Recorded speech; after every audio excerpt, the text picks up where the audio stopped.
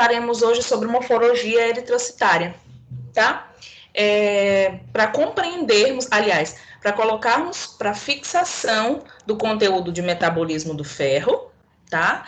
Então, precisava que vocês tivessem assistido a aula de metabolismo do ferro para poder compreender hoje, tá?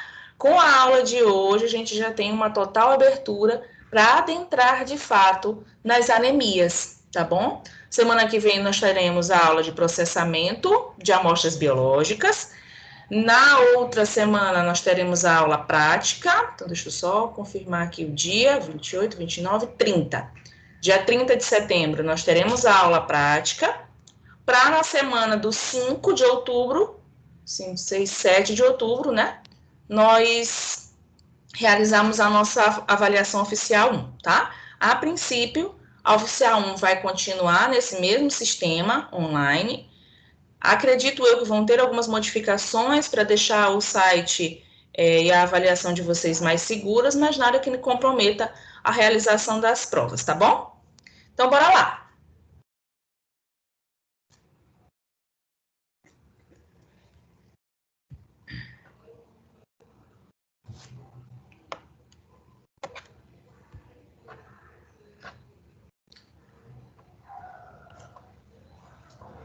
Então, nós vamos começar falando um pouquinho sobre essa morfologia eritrocitária, tá? Compreender as características das hemácias. Então, quando a gente fala morfologia, é a forma dos eritrócitos, a forma das hemácias, tá bom? Aqui nessa imagem a gente trouxe para vocês várias formas: acantócitos, esquizócitos, drepanócitos, ovalócitos, para mostrar para vocês como é que se comporta. Quando nós falamos de morfologia eritrocitária, nós falamos então de alteração nessa forma.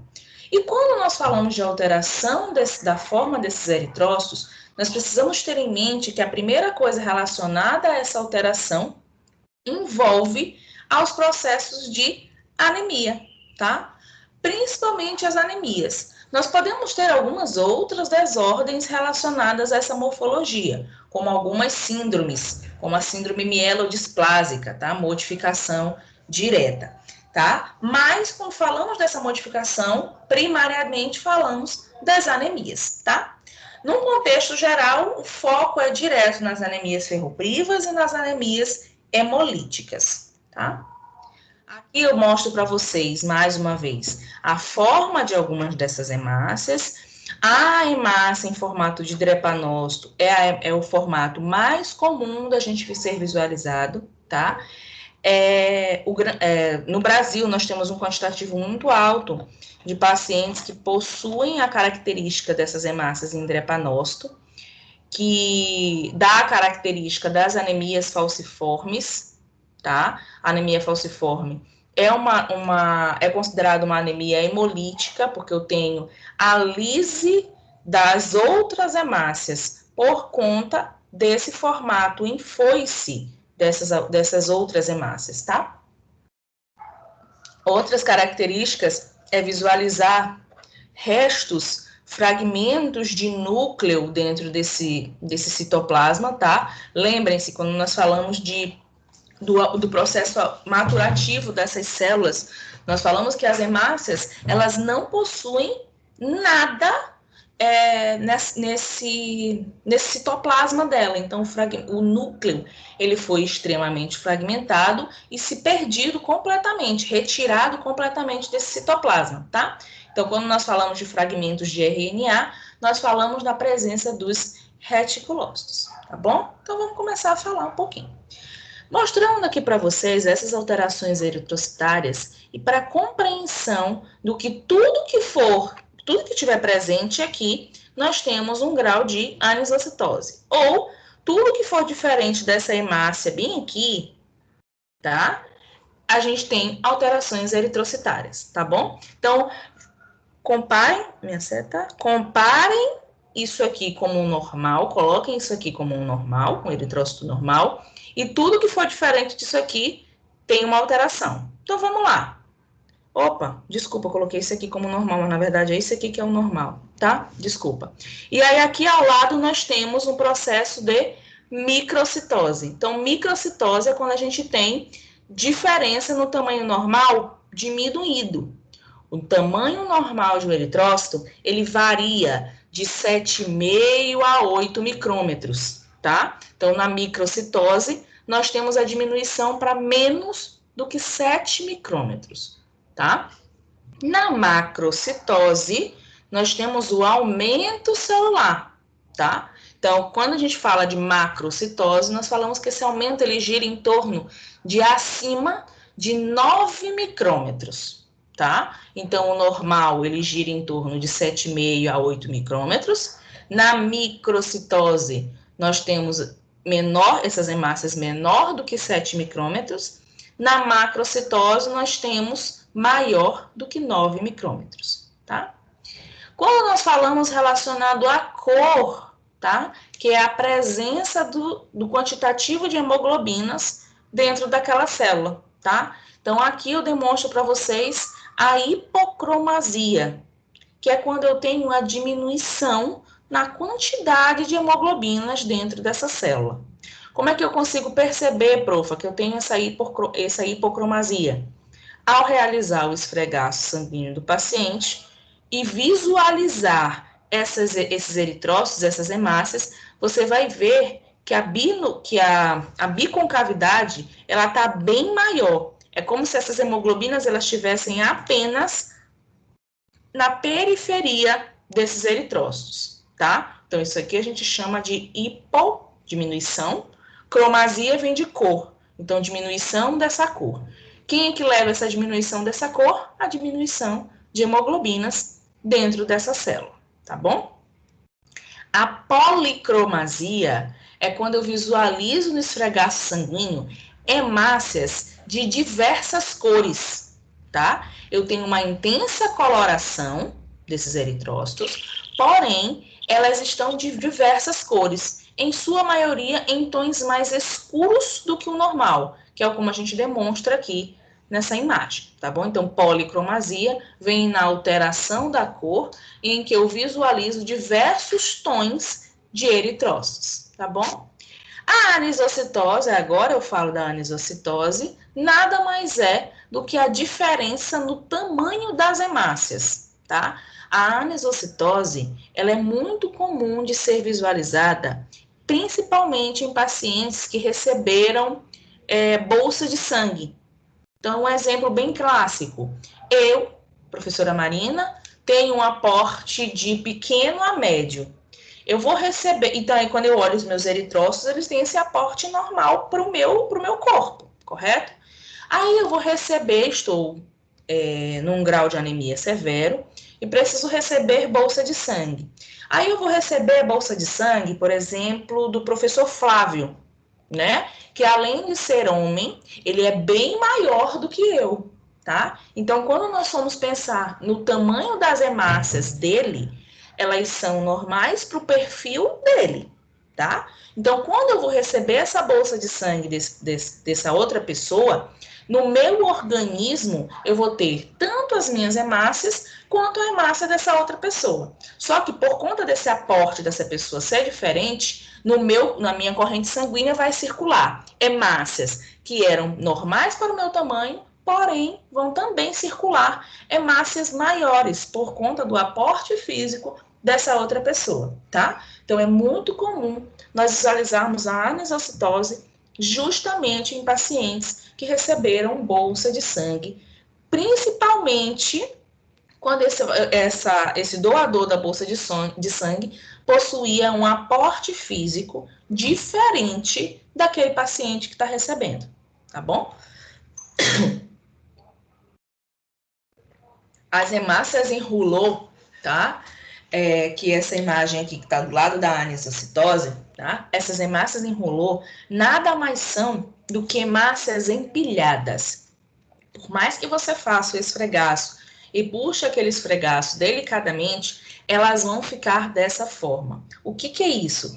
É uma forma, advém também da aglutinação, tá? Essa rouleau, mas nada mais é do que empilhamento de hemácias por conta do aumento na concentração de proteínas plasmáticas, tá? Essas proteínas fazem com que as hemácias tenham afinidade ainda maior uma pela outra e elas ficam assim, empilhadinhas, formando uma fileirinha, uma do lado da outra, tá? Então, o rulô, essas hemácias em rulô, hemácias empilhadas, estão relacionadas ao aumento no quantitativo das proteínas citoplasmáticas, tá bom? Por mais que você faça o esfregaço, corra ele delicadamente, numa forma que vai soltar esse esfregaço, essas hemácias elas não se soltam por conta dessa afinidade pela membrana, pela proteína citoplasmática que está no maior quantitativo ali na corrente sanguínea desse paciente, tá bom? E a aglutinação, também muito semelhante ao rulô, mas a aglutinação ela está mais relacionada aos processos de coagulação sanguínea, tá? Por isso, da importância de uma coleta satisfatória. Para quê? Para que essas hemácias não venham a se aglutinar, não venham a coagular e comprometer o resultado do hemograma do paciente, bom? Aqui eu demonstro para vocês mais uma vez o processo da hematopoese. Só um minutinho, gente. Aqui eu mostro para vocês, então, mais uma vez esse processo da hematopoese, ou hematopoiese, né, que é a produção de todos os constituintes sanguíneos, de todas as células sanguíneas. Inicio lá na minha célula-tronco, que é a minha célula-mãe, minha célula totipotente, e vai ter o processo de diferenciação celular através dos precursores mieloides e dos precursores linfóides, tá? Para originar posteriormente os eritrócitos, as plaquetas, basófilos, granulócitos, neutrófilos, monócitos, eosinófilos e os linfócitos, tá bom? Essa cascata aqui do processo maturativo precisa estar tinindo na cabeça de vocês, tá? Isso aqui bomba, não só nas avaliações, mas em provas de concursos, provas de seletivos, eles gostam muito de colocar essa sequência aqui da ordem de hematopoiese, tá bom? Mostro para vocês a maturação eritroide propriamente dita, onde eu inicio nas unidades formadoras de colônias mielocíticas para a produção posterior, processo maturativo, utilizando os fatores de crescimento na minha unidade formadora de colônia, eritrocitária, tá? Para iniciar a utilização da eritropoetina, então lembrem-se que a eritropoetina é o hormônio que está relacionado à produção das minhas hemácias. Se eu não tenho um quantitativo de eritropoetina suficiente, eu não consigo continuar o processo maturativo, tá? Associada à eritropoetina, nós temos a testosterona, tá? A testosterona, ela age produzindo a eritropoetina e ativando essa eritropoetina, tá bom? Então, eu preciso de eritropoetina e preciso de testosterona, seja homem, seja mulher, tá? Então, as mulheres, elas também possuem um quantitativo pequeno, mas elas possuem esse quantitativo de testosterona no organismo, justamente para essa maturação eritrocitária, tá? E aí eu adentro de fato no meu processo maturativo, onde eu tenho a injeção dessa eritropoetina e começo. Proeritroblasto, tá? Eritroblasto aí eu tenho basófilo, depois policromático, depois ortocromático. O reticulócito, que é onde eu ainda tenho restos de núcleo, restos, os fragmentozinhos de RNA. Posterior, liberação desses fragmentos de RNA para a produção do meu eritrócito maduro, tá? Tempo de meia-vida desse eritrócito maduro na corrente sanguínea varia de mais ou menos 120 dias, tá bom? A partir daí, nós temos a destruição desses eritrócitos senis e a utilização desses compostos que estavam presentes nos eritrócitos, tá bom? E aí falamos desses compostos, lembramos das hemoglobinas, que vão gerar os aminoácidos, lembrem-se do ferro, tá? 70% do ferro que é utilizado para a produção de novas células são oriundas de hemácias senis, de hemácias velhas, tá bom? Revisei as aulas passadas, agorinha aqui para vocês. Mostrando aqui a conformação e o tamanho, tá? Desse proeritroblasto. Então, ele possui um tamanho bem maior quando comparado ao tamanho das hemácias normais, ó, eles variam aí de 3 a 4 vezes maior. Você consegue visualizar um citoplasma, porém esse citoplasma ele é basofílico e fino, tá? E, em compensação, o tamanho do núcleo ele é bem aumentado, tá? Lembrem-se que essa célula está em intensa capacidade de replicação, intensa capacidade mitótica, tá? Então, ela está se replicando muito, por isso, o tamanho desse núcleo tão aumentado, tá bom? O eritroblasto basófilo, a gente já começa a ter a diminuição desse núcleo, a coloração desse citoplasma já começa a observar, porque a partir daqui a gente já tem eritropoetina atuando diretamente, né? Para a produção dessas hemoglobinas. Então, você já começa a visualizar uma coloração mais clara nesse citoplasma, um núcleo que eu ainda visualizo os macronucleolos, ó, tem bem aqui macronucleolos, que significa o quê? Que essa célula ainda continua esse processo de replicação, porém esse núcleo ele já está bem menor, tá? O eritroblasto policromático, tá? Onde você visualiza uma centralização, tá? Perfeita desse núcleo. Esse aqui, ele até quando a gente colocou uma imagem ainda com eles muito grandes ainda, ele já, realmente no polo ele já está um pouquinho menor, tá? Mas o que eu queria mostrar aqui para vocês, com relação também à coloração desse citoplasma. Cada vez mais, por conta da atuação da eritropoetina, esse citoplasma já vai começando a ficar mais claro, até chegar à sua coloração rosada, que é característica das hemácias, tá bom? O eritroblasto ortocromático, com relação ao tamanho, ele é levemente aumentado quando comparado às hemácias normais. Característica, o núcleo dele já está bem menor, mas ainda não está fragmentado, tá? Ele ainda está bem único, bem compactado, porém, a localização desse núcleo, ele já está bem mais na periferia da célula, tá? Isso aqui é a característica que, a partir do momento que esse núcleo conseguir ser expulso desse citoplasma, nós teremos a formação dos eritrócitos, ok? E não esqueçam, principalmente, a relação entre o ortocromático e o policromático, que são os que mais aparecem no esfregaço sanguíneo, são os mais comuns de aparecerem no esfregaço sanguíneo, e por conta disso, eu preciso caracterizar no laudo do paciente o quantitativo de eritroblasto orto e poli que estão sendo visualizados ali, tá? Para quê? Para eu ter um tratamento desse paciente de uma forma efetiva. Se estiver aparecendo mais orto do que poli, quer dizer que a gente está tendo ali naquele paciente um processo inflamatório, um processo infeccioso, mas a medula dele está conseguindo trabalhar de uma forma ainda efetiva. Se aparece mais poli do que orto, é porque eu já tenho uma descompensação da medula óssea na produção dessas células eritrocitárias, tá bom? O aparecimento desses eritroblastos orto e policromático indicam um processo chamado desvio à esquerda, tá? Que significa desvio à esquerda e maturidade celular sendo visualizado no esfregaço sanguíneo, tá?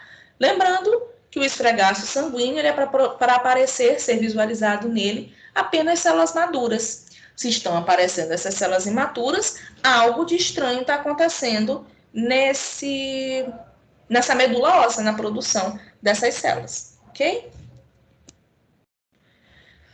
Antes de nós chegarmos no processo maturativo propriamente dito, nós lembramos dos reticulócitos, que nada mais são do que fragmentos de RNA ainda presentes nessa célula, tá? A coloração que a gente utiliza para fazer a visualização desses reticulócitos é a coloração chamada azul de cresil brilhante, tá? Quando nós formos para a nossa aula prática, vocês irão fazer essa coloração e visualizar esses reticulócitos, tá? Bem como fazer as contagens desses reticulócitos. E aqui eu demonstro para vocês, ó, os fragmentos de RNA. Podem aparecer assim, ou mais compactos na periferia, mas eles podem estar bem jogados no citoplasma da célula, tá bom? Por fim, nós temos as hemácias, que são os eritrócitos maduros, e a partir daqui a gente tem a finalização do processo maturativo. Esse processo maturativo, ele finaliza na medula e essa hemácia cai na corrente sanguínea, para ter a sua função, de fato, que é carreamento do oxigênio, tá bom? Quando nós falamos das alterações dessa forma, desses eritrócitos, nós temos N formas, tá? E quando nós visualizamos essas formas alteradas no esfregaço sanguíneo, nós caracterizamos essas hemácias como poiquilocitose. Então, o que é a poiquilocitose? Nada mais é do que visualizar no esfregaço sanguíneo mais de uma forma anormal nesse esfregaço desse paciente, tá bom? Então, é muito comum, além dessas hemácias normais, você visualizar os dacriócitos, os esquizócitos, os estomatócitos, tá? Os formatinhos de Rouleau, tá? Quando você visualiza esse quantitativo alto de alteração nessa forma no esfregaço sanguíneo, você diz que esse paciente está sofrendo o processo de poiquilocitose, tá bom?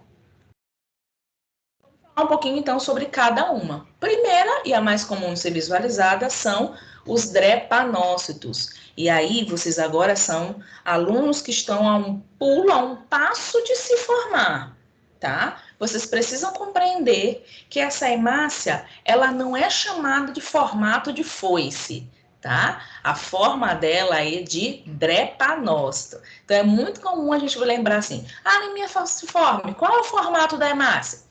Formato de foice? Não, tá? Isso aí a gente utiliza no popular e faz o processo de caracterização dessa célula, tá? Mas a sua forma morfológica é de drepanócito, tá bom? Então, o drepanócito tem um aspecto característico de foice ou de meia-lua, tá? São hemácias que contêm a hemoglobina S, tá? Essas hemácias, aliás, o paciente que possui anemia falciforme possui um quantitativo de hemoglobina A2, possui um quantitativo de hemoglobina A1, mas em seu maior percentual é o de hemoglobina S, tá? Ao ponto, gente, de perpassar 50%. Então, gira em torno lá de 60% a 70% dessas hemácias em drepanócitos e a presença dessa hemoglobina S, tá? Não quer dizer que esse paciente vai ter 100% de hemoglobina S, tá? Na sua conformação morfológica. Porque senão, se ele tivesse 100% de hemoglobina S, esse paciente entraria em óbito, tá? Porque a hemoglobina S é a que faz esse formatinho dessas hemácias e por conta disso, a gente não consegue carrear o oxigênio e ainda mais, essas hemácias, por conta do formato delas, e quando ela passa ali numa veia, numa venulozinha, elas acabam entupindo aquela veia. Por conta da forma delas, elas vão se encaixando umas nas outras, entope aquela cavidade, né, venosa, e faz com que lise as outras hemácias, tá? Então, esse formato de foice que é atribuído a elas, além delas se empilharem e coagular ali, bloquear a passagem de outras hemácias, elas ainda, cadê minha setinha? Elas ainda, por conta do formato, conseguem lisar as hemácias normais. É aí que acontece, gente, as crises do paciente falcêmico, tá? Paciente falcêmico possui a característica da anemia hemolítica, tá? Por quê? Porque além dele bloquear a passagem daquela veia, ele ainda destrói as hemácias que estão normais, tá bom? E aí esse paciente entra na crise falcêmica, tá bom? O que acontece com esses pacientes, em sua maioria? Quando eles descobrem essa anemia falciforme, que é geralmente nos primeiros dias de vida, através do teste do pezinho, a gente consegue identificar o quantitativo de hemoglobina S desse paciente, ele já inicia o tratamento profilático com bezetacil. Então, a cada 21 dias, esse paciente com hemoglobina S, com anemia falciforme, precisa fazer essa utilização desse medicamento para manter a qualidade de vida, tá? Vamos falar isso aí lá quando a gente for falar de anemia hemolítica um pouquinho mais, tá bom? O encontro dessa forma de hemácia caracteriza a anemia falciforme, que eu acabei de falar para vocês, e outras doenças falciformes, como a doença da hemoglobina SC, que nada mais é um tipo de anemia falciforme, mas uma anemia falciforme mais branda, tá bom? E a interação com a hemoglobina S relacionada aos pacientes com talassemia, que também é uma anemia hemolítica, tá bom? Então, aqui, ó, isso é um esfregaço de paciente, onde a gente visualiza os drepanócitos, mas também, ó, cadê uma normal, essa bem aqui parece ser normal, tá? Visualiza também as hemácias normais, ok? Ovalócitos ou eliptócitos são eritrócitos com a forma ovalada, tá? Então, você lembra do eritrócito, que ele é redondinho, possui a biconcavidade, e os ovalócitos, eles são bem mais ovais mesmo, nessa forma ovalada, tá? Possui uma agregação bipolar de hemoglobina. Então, o que isso quer dizer? Que nas periferias dessa célula, nós temos um quantitativo ainda maior de hemoglobina, tá? Que faz com que eu tenha essa conformação morfológica dessas células, tá bom?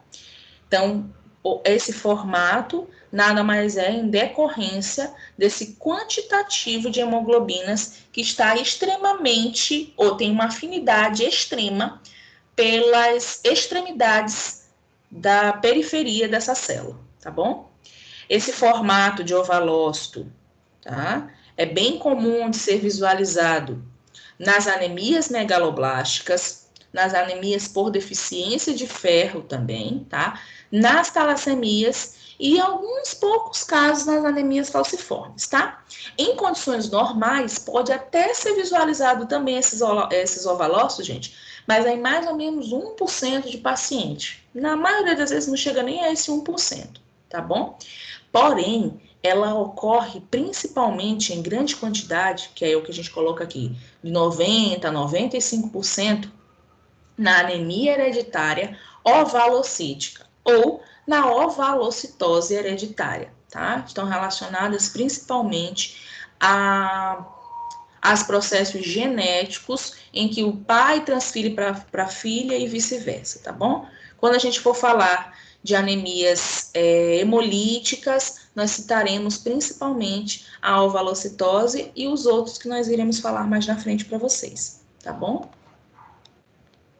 Que é a esferocitose, tá? Que são os esferócitos. Então, os esferócitos são eritrócitos com diâmetro bastante reduzido, tá? Então, você vai ver esses eritrócitos bem pequenos, microcíticos, porém mais espessos do que o eritrócito normal, tá? Apresentam forma esférica, como o próprio nome já diz, podendo resultar de defeito genético na membrana da hemácia, tá? Assim como a ovalocitose, a esferocitose também está relacionado à conformação, à modificação nessa membrana citoplasmática, tá? Ou da interação entre hemácias cobertas por imunoglobulinas, tá? Ou sistema complemento. E é isso aqui já são em pouquinhos casos que já estão relacionados a pacientes com anemia hemolítica autoimune, tá bom? Na sua maioria, estão relacionados a problema, dismorfismo na membrana eritrocitária ou citoplasmática, tá? São ainda encontrados na anemia hemolítica angiopática, na incompatibilidade do sistema ABO, tá? Principalmente quando mãe tem um tipo sanguíneo, pai tem um tipo sanguíneo diferente, e o bebê acaba tendo o mesmo tipo sanguíneo do pai.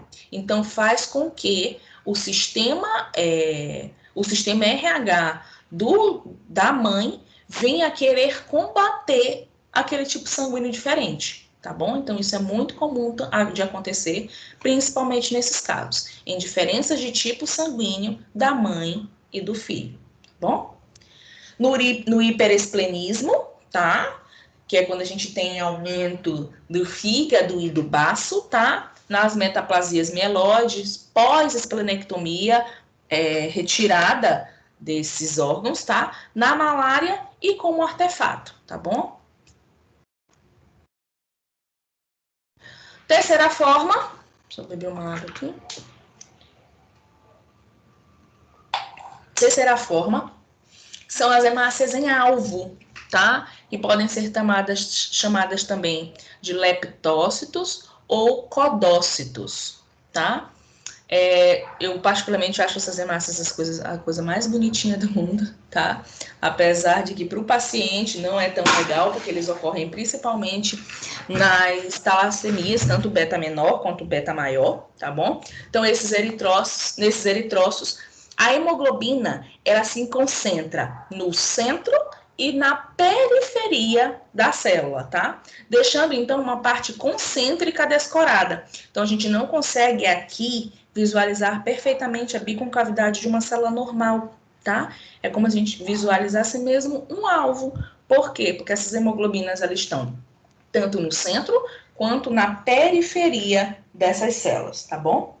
Como eu falei ainda agora para vocês, ocorre principalmente nas talassemias, tanto na talassemia maior quanto na anemia de Colli, tá? Que também é um subtipo de talassemia, só que é um tipo de talassemia bem mais agressiva para os pacientes. No Brasil, nós temos poucos casos de anemia de Colli, tá?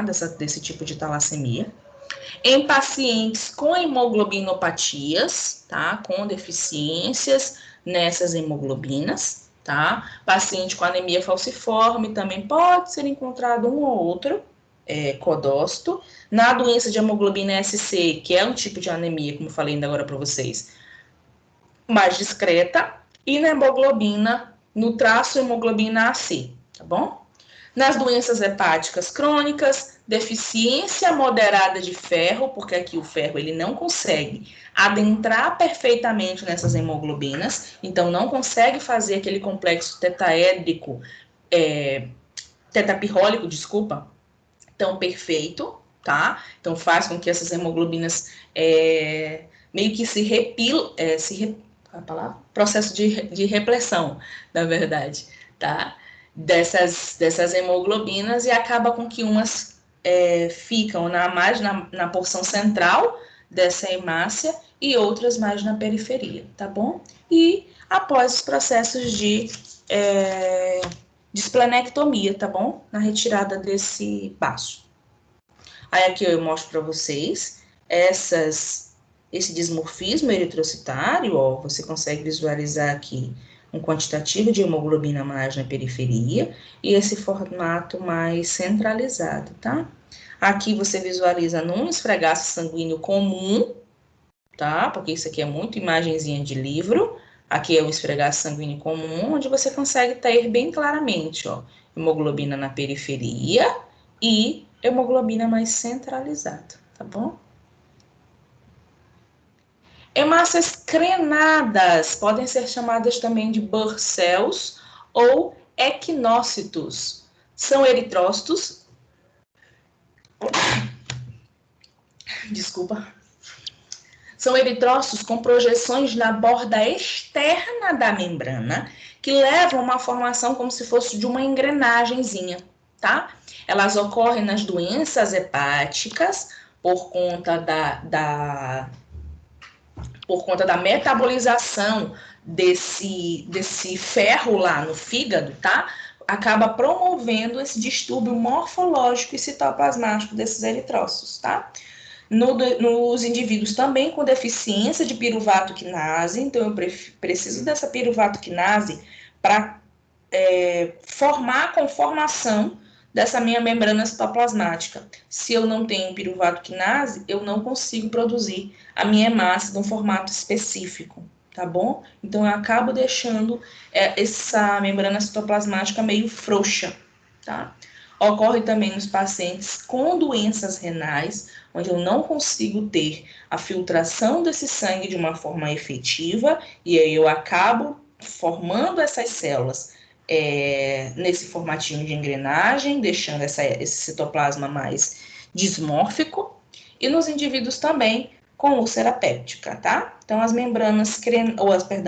hemácias crenadas possuem essa conformação, tá? É uma modificação na membrana citoplasmática, principalmente por conta da deficiência do piruvato quinase, que faz com que a hemácia adquira essa característica arredondada da sua membrana citoplasmática, tá bom? Mostro aqui para vocês também essas hemácias crenadas, aqui, ó, bem mais bonitinha ainda, como se estivessem formando invaginações desse epitélio dessa membrana citoplasmática, desculpa.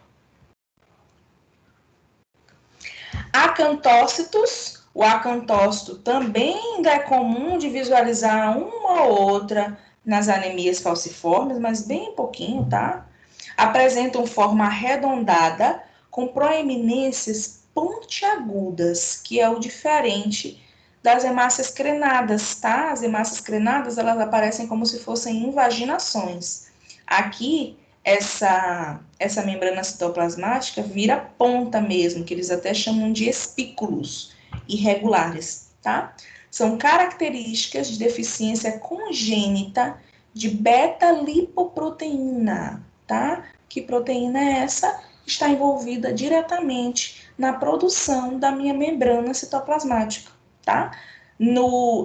Da hemácia crenada, a deficiência era da piruvato quinase, que também está relacionada à produção da minha membrana citoplasmática. No acantócito, eu tenho deficiência da beta-lipoproteína, e faz com que eu não tenha o formato arredondado correto, tá? Dessa membrana citoplasmática, por conta dessa deficiência dessa proteína, tá? Podem ser observadas nas anemias hemolíticas, na anemia sideroblástica, tá? Na anemia de Coli também, e em pacientes portadores de cirrose, nas queimaduras graves, tá?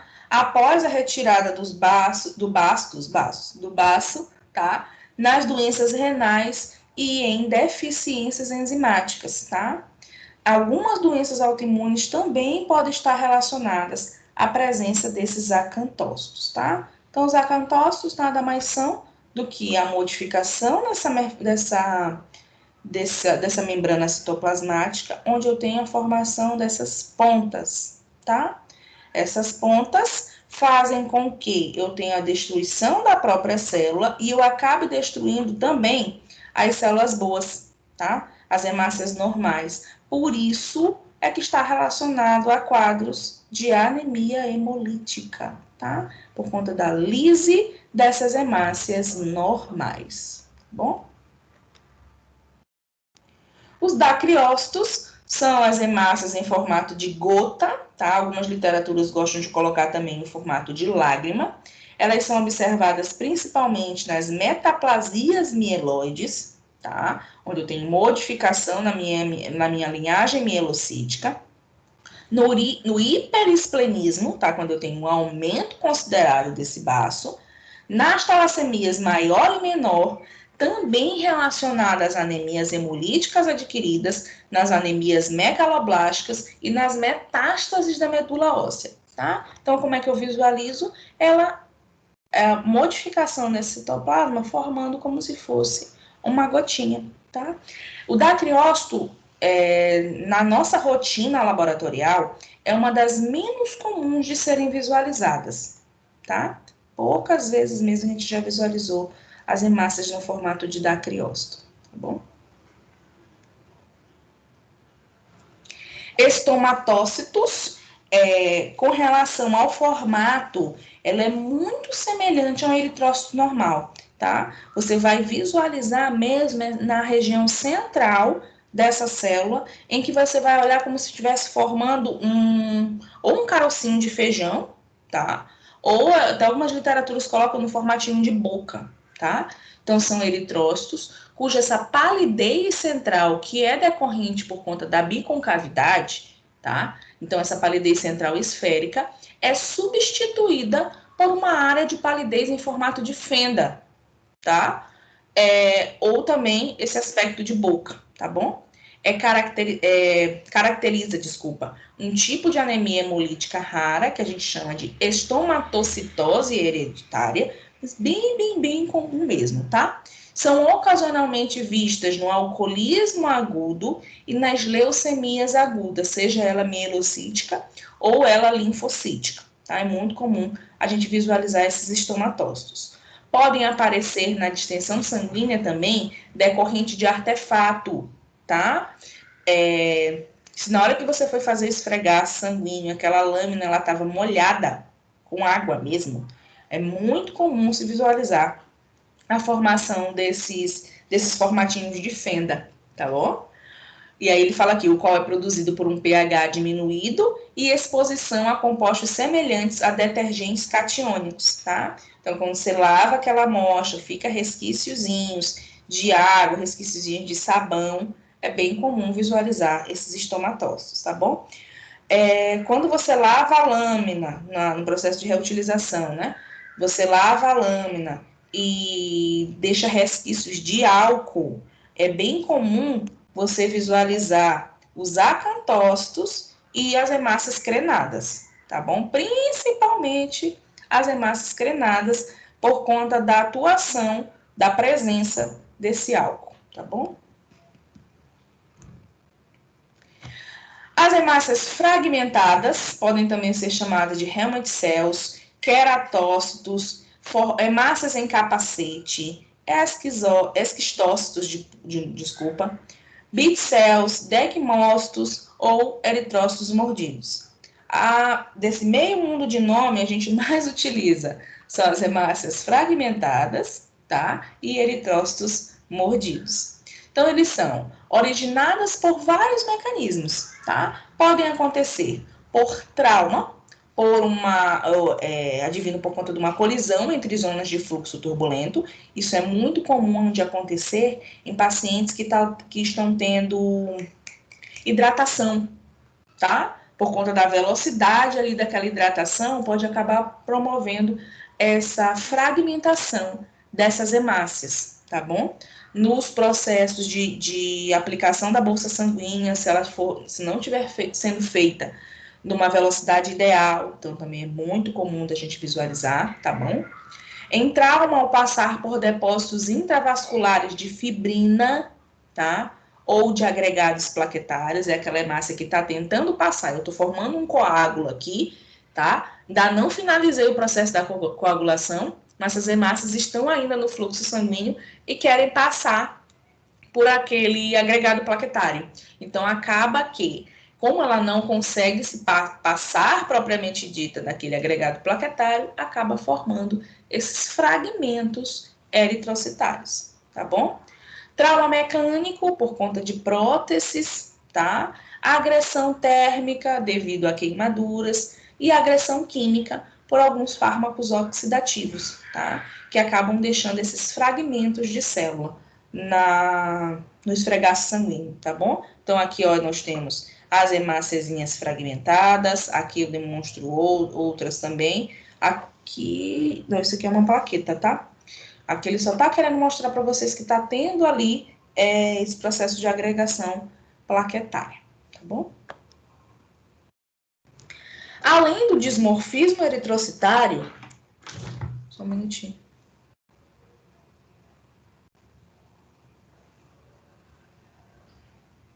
Jéssica, tenta entrar por esse link aí que eu acabei de mandar, minha flor.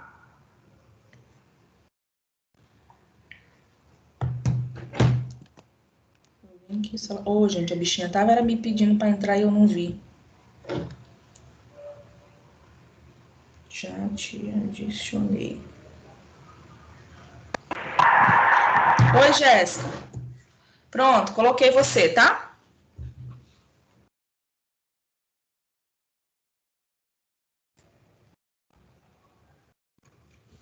Além do dismorfismo eritrocitário, nós falaremos um pouquinho também sobre as inclusões eritrocitárias, tá? São estruturas, podem ser fragmentos de RNA, podem ser ainda fragmentos do núcleo propriamente dito, ele ainda íntegro, dentro desse eritrócito que era para ser maduro, correto? Uma das principais inclusões eritrocitárias que nós gostamos muito de falar são os reticulócitos, tá? Que são os pontos ou os ponteados basófilos ou basofílicos, tá? Então, nada mais é do que a presença de grânulos basofílicos, geralmente pontiformes, os quais variam em tamanho, forma e distribuição dentro desse eritrócito, tá? Esses ponteados basófilos nada mais são do que fragmentos de RNA ribossomal que persistem em estar presentes naquele eritrócito, tá?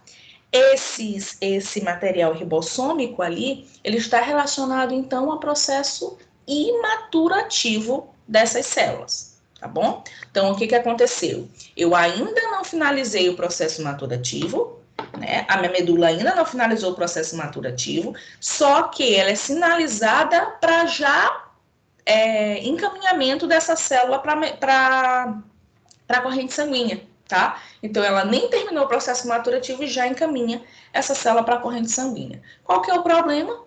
É que esses eritrócitos, eles não conseguem ter a sua função específica, tá? Que seria carrear oxigênio, tá bom? Por conta da presença desses fragmentos, nós não conseguimos carrear o oxigênio, tá bom? Esse ponteado basófilo fino ou difuso é visto em diversas anemias, principalmente na anemia ferropriva, tá? E quando nós temos esses ponteados basófilos bem mais grosseiros, bem mais mesmo cheio ainda nesse eritrócito, ele está relacionado principalmente à exposição de chumbo, tá? Podendo levar à intensa policromatose, tá? Que é a modificação na cor dessas células. Está relacionada também a esses ponteados basófilos aos micrócitos na beta-talassemia, tá bom? Que é um tipo de anemia hemolítica. Aqui eu demonstro para vocês algumas imagens, tá? Onde a gente visualiza esse reticulócito, tá? Os grânulozinhos aqui, ó, o fragmento de RNA ribossomal ainda nessa célula. Então, isso aqui eu não posso chamar de hemácia, tá? Isso aqui é um reticulócito, tá bom? Olha o estomatócito aqui lindo, ó. Tá?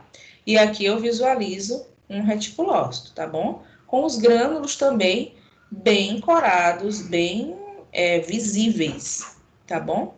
Aqui, mais uma vez, está relacionado à reticulocitose, tá? Que é o aumento de reticulócitos no esfregaço sanguíneo, ok? Então, ponteado basófilo nada mais é do que a presença de grânulos basofílicos, que nada mais são do que fragmentos de RNA ribossomal, tá? Esses ponteados basófilos estão relacionados ao reticulócito, tá? Que são hemácias, são eritrócitos jovens, eritrócitos imaturos, ok? O próximo é os corpos de Heinz, ou os corpos de Himes. São pequenas inclusões redondas que consistem de hemoglobina desnaturada devido à injúria oxidativa, tá? Então, aqui, o aparecimento desses corpos de Heinz, eles já estão relacionados à imaturidade total, tá? Então, eu já não tenho aqui o reticulócito. Isso aqui aconteceu em uma hemácia madura que, principalmente por conta de estresse oxidativo, podem vir a fragmentar essas hemoglobinas dentro da hemácia, tá? Então, você vai olhar esses corpos de Heinz, uma estrutura muito mais grosseira, tá? E um quantitativo muito maior dentro dessas hemácias, tá? Uma diferenciação que eu gosto muito de utilizar são que os corpos de Heinz, eles conseguem ser visualizados na coloração panótica, tá? Já o reticulócito, eu só consigo visualizar ele na coloração pelo azul de cresil brilhante, tá? Então, você vai visualizar o reticulócito assim, azulzinho, tá bom? Isso aqui é imagem de livro, tá? Você não consegue, na rotina, visualizar os reticulócitos na coloração de panótico, tá bom? Você visualiza os grânulos, os fragmentos de RNA, através da coloração do azul, utilizando o azul de Cressil brilhante, tá bom? Esses corpos de Himes encontram-se na periferia das hemácias, tá? Em sua maioria, tá? Único ou múltiplo, ou um grânulozinho apenas, ou vários grânulos. Refratáveis, então eles brilham na hora que você começa a mexer o micrômetro, tá? E unidos principalmente à membrana eritrocitária, tá bom? Então, já como eu falei para vocês, não é um reticulócito, tá bom? Você consegue visualizar eles perfeitamente na coloração de panótico normal, tá bom? São observados principalmente nas anemias hemolíticas, produzidas por agentes tóxicos, que foi o que a gente falou mais lá anteriormente, através da injúria oxidativa, do estresse oxidativo, tá? Ocorrem também em indivíduos com deficiência de G6PD, que é uma modificação na membrana eritrocitária, em portadores de hemoglobinas estáveis, na alfa-talassemia e em pacientes que não possuem mais o baço, tá bom? Deixa eu tirar bem aqui, tá? Então, aqui eu mostro ele nessa coloração, tá? Conseguem observar aqui, ó, principalmente nessa hemácia, onde eles estão numa quantidade mais exagerada, né? Mais grosseira, e na periferia da célula, principalmente, tá? Aqui ó, você visualiza também que a periferia da célula tem um maior quantitativo desses grânulos, desses corpos de Himes, tá? Ai, alguém mexeu. Pronto. Siderócitos. Os siderócitos, gente, nada mais são do que grânulos de ferro, tá? Dispersos de modo irregular na periferia do eritrócito, tá? Então, os siderócitos, eles aparecem principalmente quando o paciente está com um excesso de ferro no seu organismo, tá? Então, nós falamos de metabolismo do ferro semana passada, tá? Os siderócitos, eles aparecem principalmente quando o paciente está com um quantitativo de ferro muito alto. Como é que você vai comprovar que esse paciente está com excesso de ferro? Faz os parâmetros bioquímicos, mas faz o esfregaço. E quando tu olhar o esfregaço, tu vai olhar esses grânulozinhos ao redor da hemácia. É como se esse ferro ele quisesse adentrar naquela hemácia, tá? Na verdade, é porque também eles ficam ao redor das hemácias, é por conta da afinidade, tá? Dessa membrana citoplasmática ao ferro, tá bom? Eles são corados com um azul que a gente chama azul da Prússia, tá?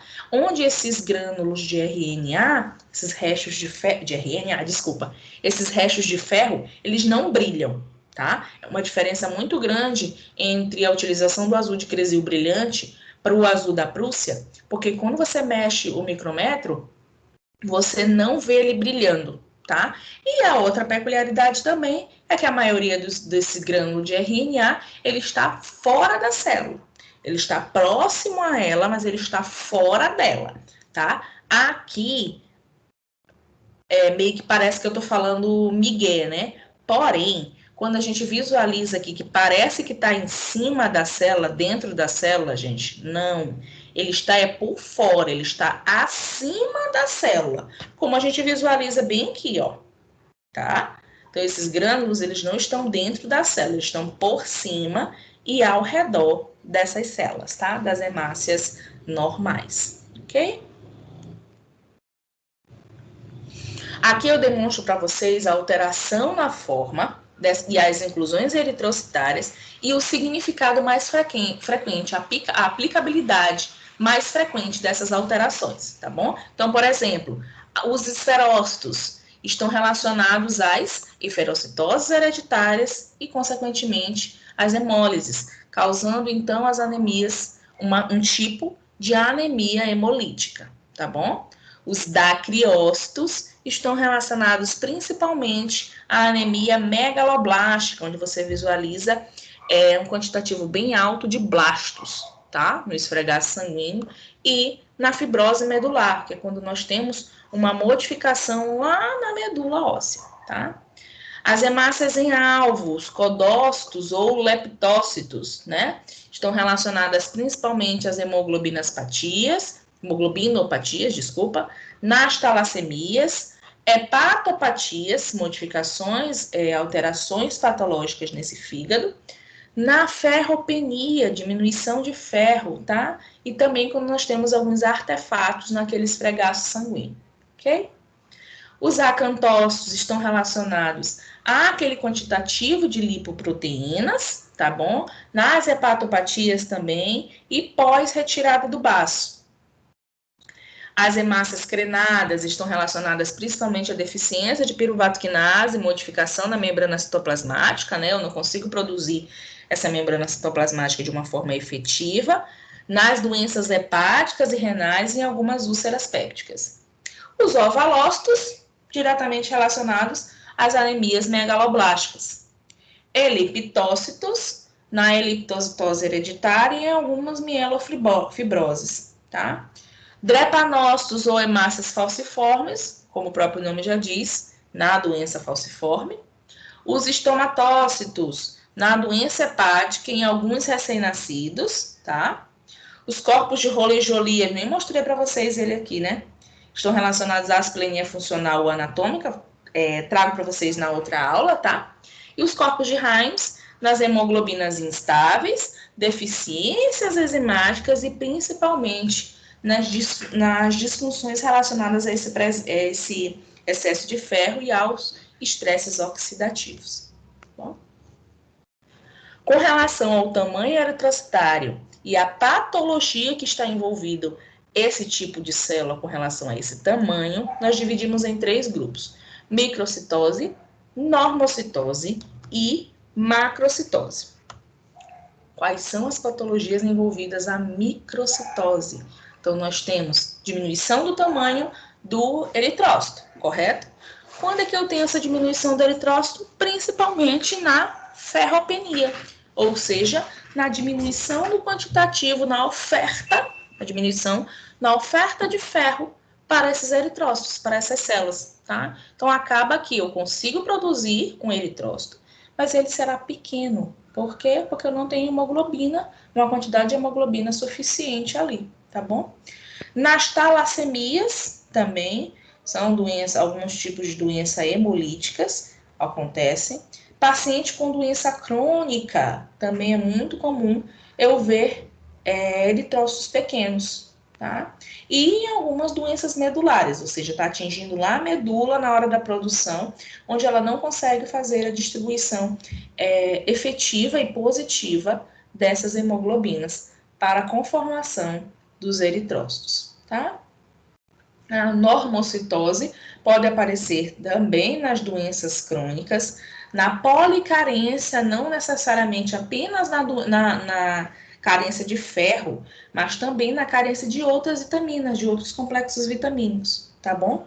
Na doença medular e na hemólise, tá? No grau de hemólise agudo, pode aparecer também hemácias normocíticas, tá bom? Macrocitose, ou seja, eu tenho um aumento exagerado no tamanho da hemácia, tá? Pode aparecer principalmente nas doenças, nas anemias megaloblásticas, perdão, na hepatopatia, modificações do fígado, tireoideopatia, patologias envolvidas às tireoides, a glândula tireoide, e nas síndromes mielodisplásicas. Nós iremos falar quando a gente for falar um pouquinho sobre anemias, tá?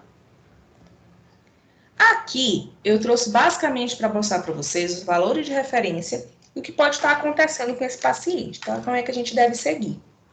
Então, aqui, quando eu tenho uma anemia microcítica, esse VCM, que é o volume corpuscular médio, ele é menor do que 80 fentolitros, tá? Então, beleza.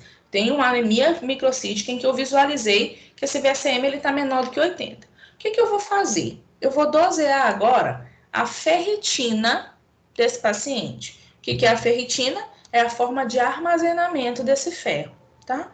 Se essa ferritina sérica ela for diminuída, então, de fato, esse paciente tem uma anemia por deficiência de ferro, tá? Então, lembrem-se que ferritina é a forma como eu armazeno esse ferro, tá? Se essa ferritina, essa quantidade de ferro armazenado está diminuída, então esse paciente tem uma anemia por deficiência de ferro.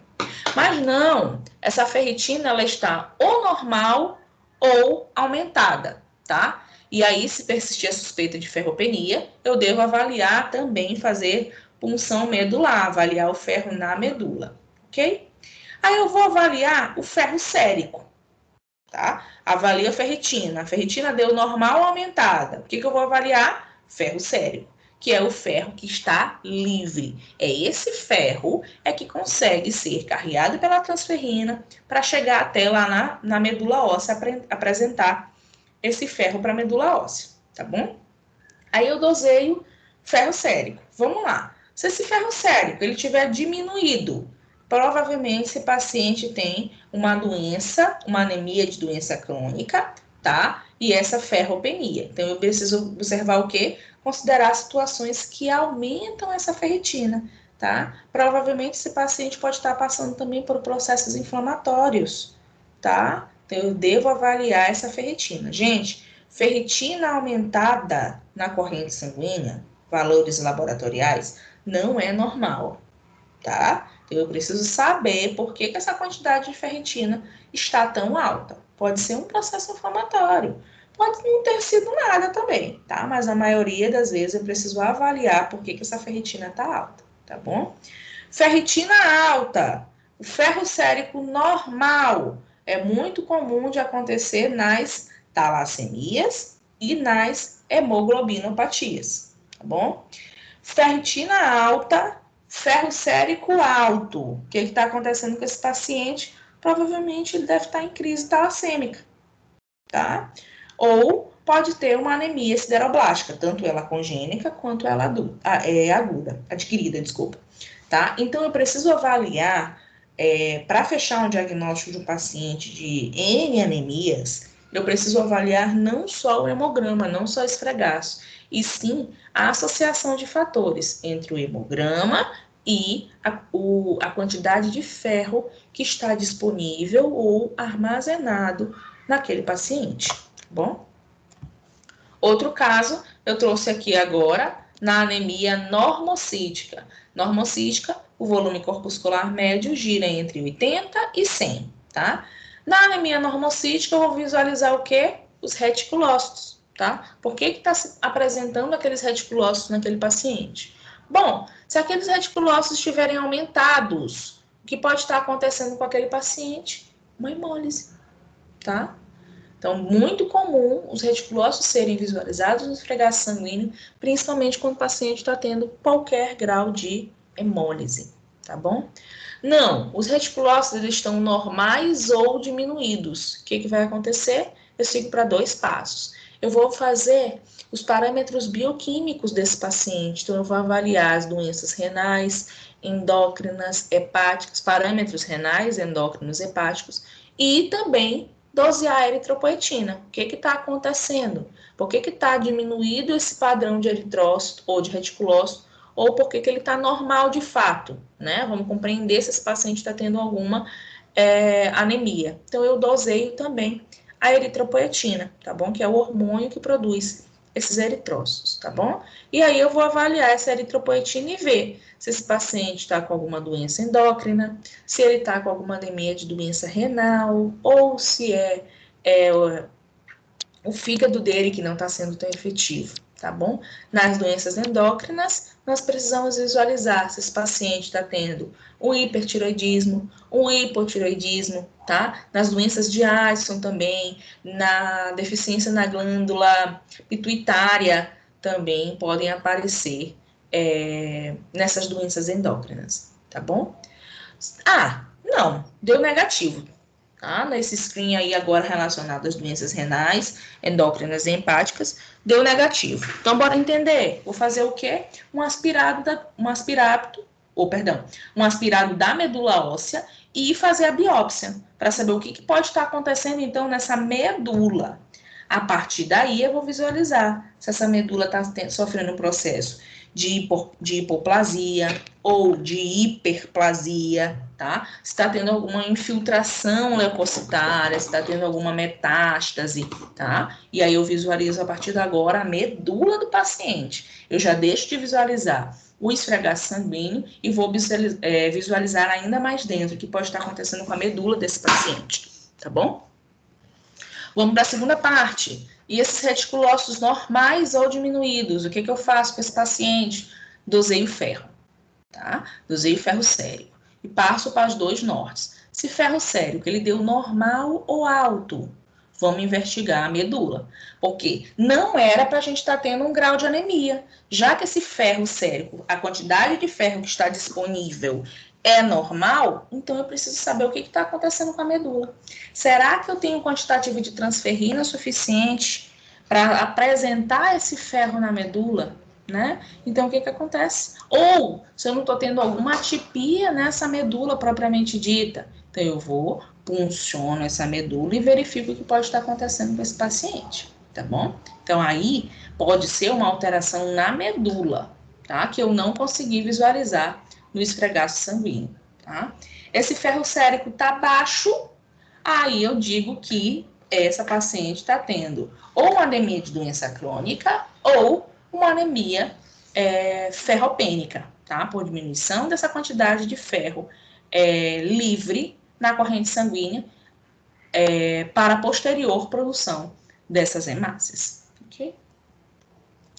Na anemia macrocítica, nós temos um volume corpuscular médio maior do que 100, então eu tenho hemácias gigantes, grandes demais, tá? Então eu vou visualizar a morfologia tanto do sangue quanto da medula óssea e ver o que está acontecendo, tá? Então, no primeiro processo, nós temos a visualização principalmente de neutrófilos hipersegmentados, tá? Nas anemias macrocíticas, é muito comum estarem realizadas ou relacionadas às anemias sideroblásticas ou nas anemias megaloblásticas, onde eu tenho tamanhos gigantes desses blastos, tá? Então, eu vou visualizar ali se eu tenho hipersegmentação, tá? Para caracterizar como anemia megaloblástica. Vou visualizar os dados clínicos, tá? E dosear as vitaminas. Tá? Lembrem-se que a gente precisa também de B12 e de folato para produzir essas hemácias num formato ideal, tá? Então, se eu tiver deficiência de B12, pode estar relacionada principalmente às anemias perniciosas, tá? Na ressecção, que é tirada de um pedaço desse estômago, tá bom? Na doença ileal, no íleo, e induzida também por algumas drogas, tá? Se essas minhas vitaminas estiverem... Cadê minha seta? Se essas minhas vitaminas estiverem com dosagem normal, eu preciso verificar se esse paciente não está tendo alguma doença congênita, tá? Só um minutinho.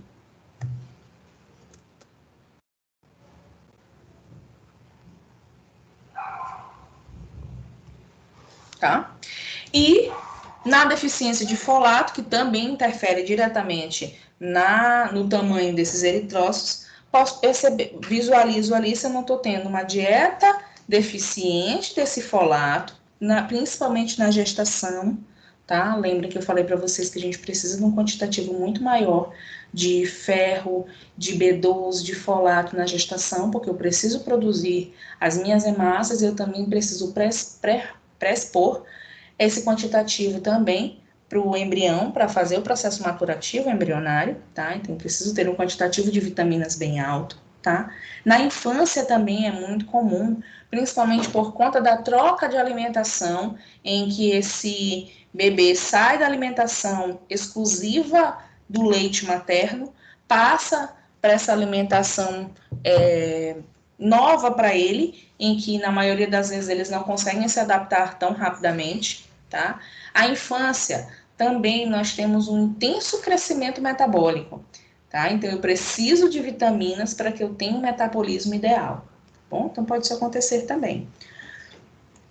Relacionada na morfologia do sangue, visualizando essa medula, pode não ser megaloblástica. Então o que eu vou dosear? Os reticulócitos. E saber a quantidade desses reticulócitos.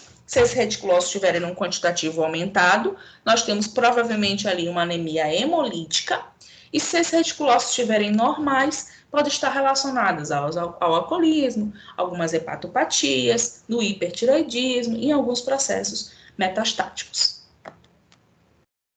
Aqui só para mostrar para vocês um diagnóstico diferencial das anemias, baseado no tamanho da célula, tá? Então, eu tenho anemia normocítica, microcítica, macrocítica e cada caracterização, tá? Então, as anemias normocíticas é muito comum os tipos de anemia hemolítica congênita, adquirida, perda de sangue agudo, tá? Porque se eu já tiver perda de sangue crônico, eu já mudo para uma anemia microcítica, porque se eu estou tendo ali, eu preciso que transferrina apresente muito mais ferro e eu tenha um processo acelerado na produção das minhas hemácias, tá? Então, no agudo, se a paciente está tendo perda sanguínea hoje, e você for dosear hoje ainda o hemograma dela, ela ainda vai estar com as hemácias normocíticas, tá bom? Nas anemias microcíticas, aí sim é por deficiência de ferro, que foi o que eu acabei de falar para vocês. Em anemias de doença crônica, nas inflamações também, por conta como é que eu posso falar? Esqueci a palavra agora, gente.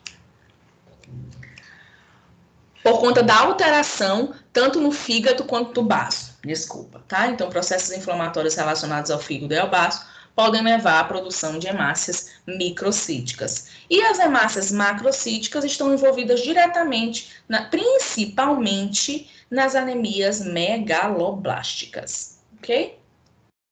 Aqui eu trouxe para vocês só para mostrar os exames para avaliação das anemias, então, que os mais utiliza, você vai visualizar o hemograma, tá? Com foco nos eritrócitos, na hemoglobina, no hematócrito e no reticulócito, tá? Para saber se a gente está tendo aumento ou não de cada componente do hemograma, tá? VCM, volume corpuscular médio, HCM, a hemoglobina, quantidade de hemoglobina que eu tenho ali, e CHCM é a concentração de hemoglobina. Então, a gente fecha aqui, VCM, HCM, CHCM, tá bom? Do paciente. O RDW é a anisocitose, tá? É a diferença no tamanho das células, ok?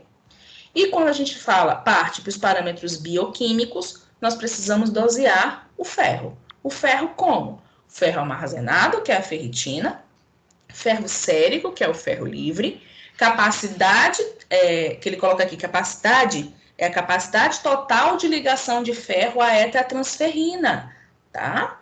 Preciso saber se a minha transferrina ela consegue ser efetiva e se meu ferro consegue se ligar a essa transferrina de uma forma efetiva. Então, a gente também doseia a capacidade total de ligação do ferro, tá? Saturação da transferrina, a gente faz esse doseio também, ok? Então, eu preciso saber quanto de ferro armazenado que eu tenho, quanto de ferro livre que eu tenho e quanto de transportador desse ferro é que eu tenho, tá bom?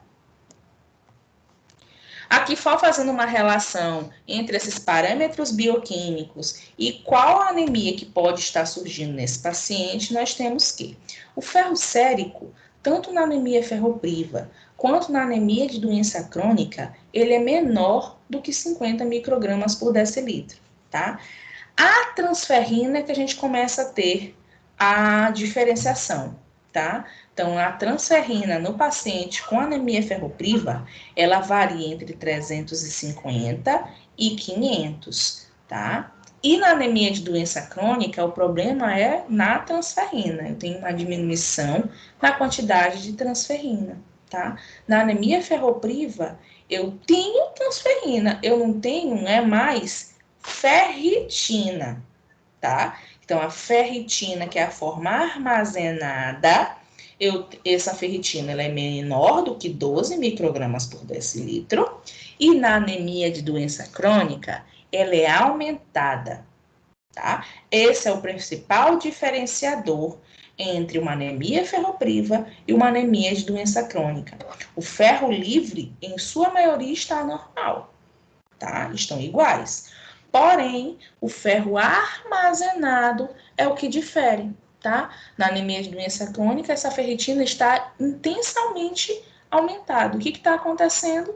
Ela não tem quantidade suficiente de transferrina para captar essa quantidade de ferritina que é armazenada, tá? Então, vocês percebem que eu não doseio só uma coisa, preciso compreender todo o contexto para saber se eu tenho um tipo de anemia ou se eu tenho outro tipo de anemia, tá bom?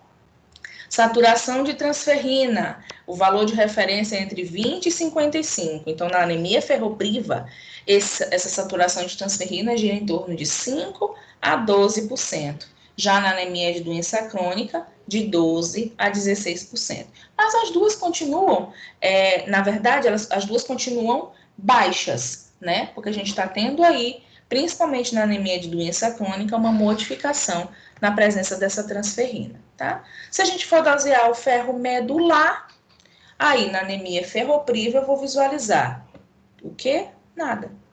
Ausente, tá? Então eu não tenho ferro na medula. Se eu não tenho ferro na medula, eu não consigo formar novas hemácias. Então o que vai acontecer com esse paciente? Entra em um quadro de anemia ferropriva, tá? Diferente na anemia de doença crônica. Eu tenho ferro na medula. Esse ferro ele não consegue se complexar para tornar-se, para acoplar-se à hemoglobina, tá? Mas eu tenho sim um quantitativo de ferro na medula, tá bom? Problema aqui é a quantidade do ferro armazenado, ok? Na anemia de doença crônica, que é aumentada. Características laboratoriais das anemias microcíticas e hipocrômicas, mostrando principalmente aqui para vocês na anemia ferropriva. Ó. Então, eu tenho ferro sérico diminuído, a capacidade total de ligação do ferro à transferrina está aumentada, a ferritina é também diminuída, tá? A quantidade de ferro na medula é ausente, ou seja, não tenho quantidade de ferro ali no meu organismo. E quando a gente vai dosear a principal hemoglobina, que é a hemoglobina A2, ela está normalizada, tá bom? Então, eu trouxe aqui basicamente para mostrar principalmente para vocês, num quadro de anemia ferropriva, que é o maior percentual de anemias, né, relacionado às anemias no geral. A anemia ferropriva possui um maior percentual, em torno de 60% a 70%, se eu não estiver enganada, relacionada às outras anemias, bom? Falando na classificação morfológica das anemias, o nosso foco é falar da macrocítica, tá? Onde eu tenho um VCM, um volume corpuscular médio maior do que 100 fentolitros, tá? Então, eu tenho as características de anemia megaloblástica, tamanho grande dessas hemácias. Por quê? Por conta da deficiência da vitamina B12 e do ácido fólico, tá? E na anemia não megaloblástica está relacionada principalmente ao alcoolismo, às hepatopatias, mielodisplasias e anemia aplástica. Ok? Difícil? Vamos estudar? Bora compreender as morfologias eritrocitárias, as inclusões eritrocitárias.